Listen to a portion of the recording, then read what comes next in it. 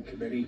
We know that Tim Walz and Keith Ellison knew about fraud long before they had said they knew about it previously.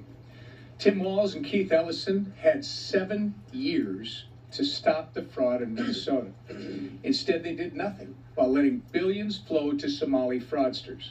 It wasn't until President Trump made this a national issue that Walz and Ellison even started to pretend to care about their state-run programs, bankrolling lavish lifestyles for Somali fraudsters. My state's so-called leaders claim ignorance, but this report proves that they knew there was rampant fraud in Minnesota.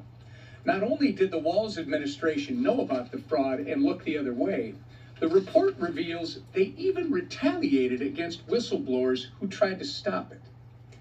Chairman Comer's report confirms what we all know to be true.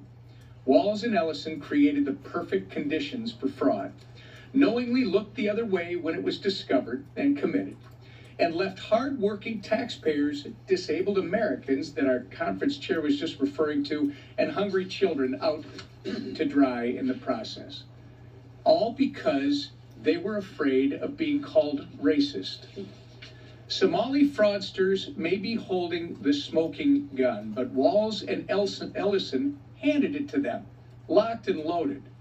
Thankfully, the Trump administration is putting an end to fraud in this country. The White House Fraud Task Force is turning off the spigots. The Department of Justice is prosecuting the fraudsters, and just last night, Vice President J.D. Vance announced he is referring the Walz-Flanagan-Ellison administration failures to act on the DOI's new fraud division for criminal investigation. He's going to refer it to the new task force. Here in the House, Republicans are strengthening government programs to defend against fraud and serve the vulnerable Americans they are actually intended for. The contrast could not be more clear. While Democrats facilitate fraud, Republicans tackle it head on. And we'll be doing even more of that this week. This is just the tip of the iceberg. Somali fraudsters and their enablers can't hide from accountability.